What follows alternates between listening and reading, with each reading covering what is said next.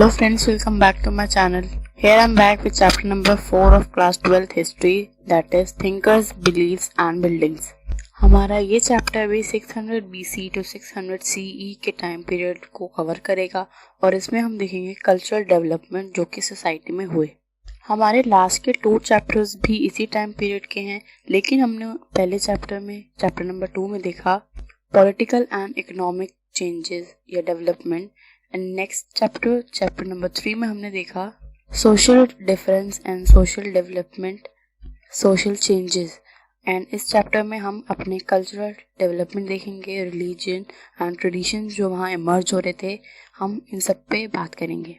So this is the part 1। अगर आपने previous chapters नहीं देखे हैं तो you will get the playlist link in the description box. So move on our chapter. This is the introductory part. हमारी 6th century को काफ़ी कुछ कहा गया है, जैसे कि ये हमारा टर्निंग पॉइंट है एंशिएंट इंडियन हिस्ट्री का, एंड इसको हम एक तरीके से रिलीजियस अनरेस्ट भी कह सकते हैं। वो क्यों? बिकॉज आप देख ही रहे हैं कि किस तरह सोसाइटी में चेंजेस आए, तो उस वजह से डिफरेंट ट्रेडिशंस एंड आइडियाज़ भी इमर्ज हुए। हमने अपने लास्ट चैप्टर की लास्ट पार्ट्स में देखा था, लास्ट टॉपिक्स में, कि किस तरीके से लोग ब्राह्मणिकल आइडियाज़ पे क्वेश्चंस करने लगे थे। सो यही सारे चेंजेस या फिर जो न्यू ट्रेडिशन इमर्ज हुए उनके कॉजेज हम इस चैप्टर में करने वाले हैं। हमें इन सब चीज़ों की इंफॉर्मेशन कहाँ से मिली? बेसिकली हमारे सोर्सेज। हिस्ट्री में हमें सोर्सेज पे ध्यान देना होता है। सो हमारे सोर्सेज क्या हैं चैप्टर के, या मैं कहूँ कि न्यू ट्रेडिशन जो इमर्ज हो रहे थे वो सोर्सेज हैं Buddhist, Jain and Brahmanical text. जो बुद्धिस्ट इंस्क्रिप्शन है या जो उनके बुक्स हैं, जैसे हमने देखा था सुत्त पिटक, हम उसके बारे में इस चैप्टर में डिटेल में बात करेंगे। एंड जैनिज्म अनदर रिलीजन, उनकी बुक्स से हमें कुछ कुछ राइटिंग्स ऐसे मिली हैं जिसके बारे में हम हिस्ट्री को रिकंस्ट्रक्ट कर सकते हैं। And Brahmanical text is again हम चैप्टर 3 में भी देख चुके हैं। और क्या क्या सोर्सेज हैं, जैसे कि मटेरियल रिमेन्स, इनमें हमारे मॉन्यूमेंट्स एंड इंस्क्रिप्शन आते हैं। काफ़ी सारे मॉन्यूमेंट्स हैं जो इस टाइम पीरियड के हैं, उन पे स्कल्पचर, आर्ट एंड राइटिंग्स हमें देखने को मिलती हैं। एंड इंस्क्रिप्शन हम जानते हैं, हमने अपने प्रीवियस चैप्टर्स में पढ़ा था, तो हम देखेंगे कि इस कल्चरल हिस्ट्री से रिलेटेड कौन कौन से टेक्स्ट, इंस्क्रिप्शन एंड मॉन्यूमेंट हमें देखने को मिलेंगे। सो हमने मॉन्यूमेंट की बात की है। सो इस हिस्ट्री से रिलेटेड, बुद्धिज्म से रिलेटेड, कल्चरल हिस्ट्री से रिलेटेड जो बेस्ट प्रिजर्व है हमारे पास वो है स्तूपाज एट सांची। सो ये क्या है एंड इसका क्या रिलेशन है, ये नेक्स्ट टॉपिक में कवर करेंगे। सो हमारा बेसिकली मेन फोकस इस चैप्टर पे क्या होगा, जो फिलोसॉफिकल आइडियाज, जितने भी थिंकर्स थे उनके जो आइडियाज इमर्ज हो रहे थे, किसके against? Supremacy of Brahmanical priest के अगेंस्ट, उनके आइडियाज के अगेंस्ट जितने भी आइडियोलॉजी थी फिलोसोफर्स की, वो हमारा मेन फोकस रहेगा इस चैप्टर का।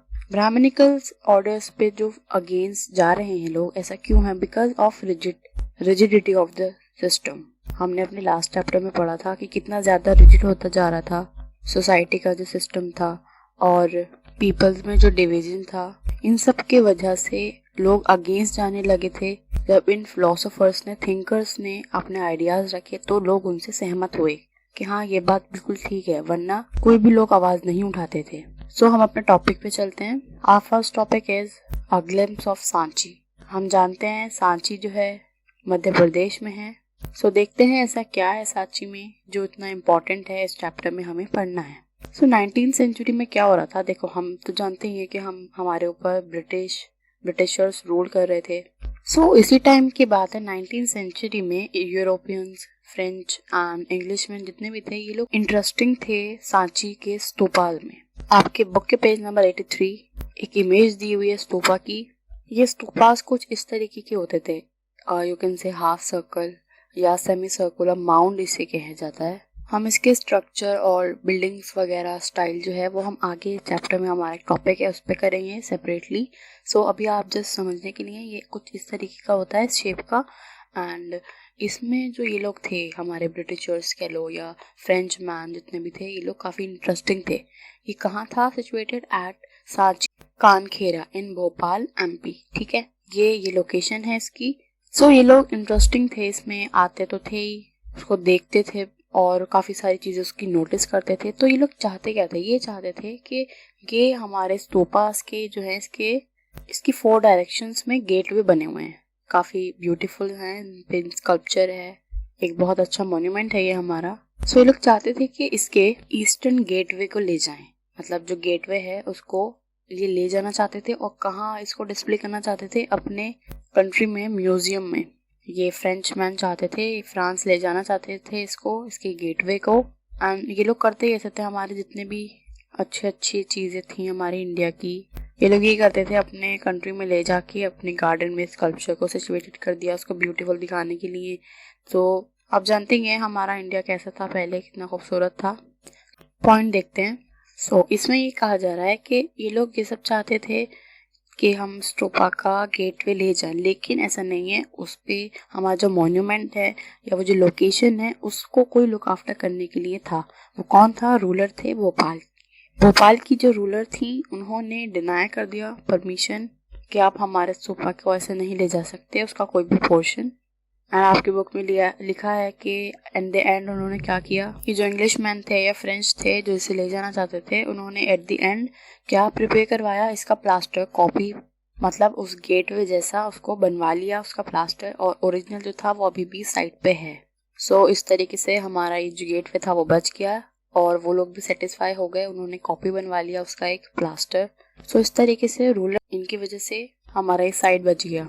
हमारे रूलर थी कौन? भोपाल की जो रूलर थी वो थी शाहजहां बेगम एंड उनकी सक्सेसर थी सुल्तान जहां बेगम। इन्होंने काफ़ी प्रोटेक्शन किया है साइट का, इस स्कल्पचर, नॉर्थ स्कल्पचर में कहूँ पूरा जो मॉन्यूमेंट है पूरा एरिया, उसकी काफ़ी ज़्यादा हिफाजत की उन्होंने, उसको प्रोटेक्शन दिया है। इन्होंने और क्या किया था, इन्होंने मनी प्रोवाइड किया था for what, for the preservation of the ancient site. जैसे कि मैंने अभी आपको बताया, इस एंशिएंट साइट की प्रिजर्वेशन के लिए उसको लुक आफ्टर किया जाता था, ये रूलर का ही काम था, ये देखते थे उसे। नेक्स्ट पॉइंट हमारा कहता है जॉन मार्शल।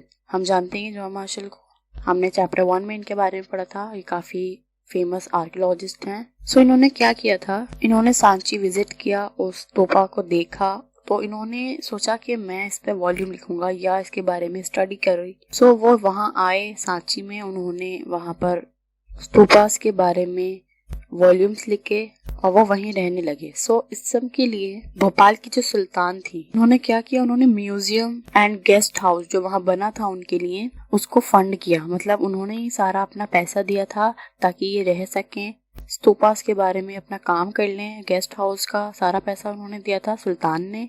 और जो म्यूजियम वहाँ बना था, ये हम 19th सेंचुरी की बात कर रहे हैं, नॉट एंशिएंट इंडिया, आप कंफ्यूज मत होना, उस टाइम पे तो काफ़ी डेवलपमेंट हो ही गया था। जो म्यूजियम था नियर द साइट, उसका सारा फंड जो था ये सुल्तान करते थे।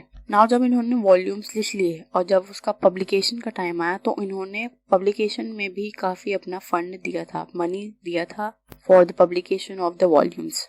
हमने बेसिकली ये देखा कि काफ़ी हद तक कि ये जो भोपाल की बेगम्स थी, सुल्तान थी, इन्होंने काफ़ी ज़्यादा प्रोटेक्शन की है साइट की, काफ़ी अपना पैसा दिया है इसके लिए, और मतलब इसकी इम्पोर्टेंस हमें यहाँ से पता चलती है। हमारा लास्ट पॉइंट भी यही है, मोस्ट इम्पॉर्टेंट बुद्धिस्ट सेंटर ये है। एंड जो डिस्कवरी है सांची की, ये स्तूपा की, वो काफ़ी ज़्यादा हमारी अंडरस्टैंडिंग को बढ़ाती है अबाउट अर्ली बुद्धिज्म। ये हम आगे देखेंगे कि किस तरीके से ये स्तूपा जो है वो कनेक्टेड है बुद्धिज्म से, एंड ये कैसे हमारी अंडरस्टैंडिंग को और इम्प्रूव करता है। ये हमारा टॉपिक था। नेक्स्ट टॉपिक की तरफ बढ़ते हैं। और next topic is the background, sacrifices and debate. हम सब जानते हैं कि हमारा जो मिड है फर्स्ट मिलेनियम BC का, वो काफ़ी ज़्यादा इंडियन हिस्ट्री में, एंशिएंट इंडियन हिस्ट्री में काफ़ी ज़्यादा चेंजेस देखे गए हैं उस टाइम पीरियड में। उसको हम कैसे रिगार्ड कर सकते हैं, turning not only India in the world. इस टाइम पीरियड को काफ़ी चेंज देखे गए हैं ऑल ओवर द वर्ल्ड। वो कैसे? क्योंकि इस टाइम पे ही काफ़ी ज़्यादा थिंकर्स की इमर्जेंस हो रही थी। जैसे कौन कौन thinkers? Such as Zarathustra in Iran, Kongzi in China, Plato and Aristotle in Greek, and Mahavira and Gautam Buddha in India. ये कुछ थिंकर्स थे जो उस टाइम पे इमर्ज हुए, नॉट ओनली इंडिया, अलग अलग डिफरेंट पार्ट्स में वर्ल्ड की। जैसे कि आज के टाइम पे हम कहते हैं कि कोई रिवोल्यूशनरीज, तो इन थिंकर्स को हम रिवोल्यूशनरीज नहीं कहेंगे, इन्हें हम फिलोसोफर कह सकते हैं, या थिंकर्स वर्ड ही ज़्यादा बेटर है, क्योंकि ऐसा उस टाइम पे कोई रिवोल्यूशन या रिवोल्यूशनरी वर्ड सही नहीं है। सो एंशिएंट टाइम के जो न्यू थिंकर्स थे, मतलब जो नए नए आइडियाज़ बताते थे लोगों को, वो थिंक ओवर करते थे किसी भी एक चीज़ पे कि ऐसा क्यों है, वो क्वेश्चनिंग करने लगे थे। सो ये सब कुछ इमर्जेंस हुई थी इस टाइम पीरियड में, इस वजह से इसको मेजर टर्निंग पॉइंट कहा जाता है।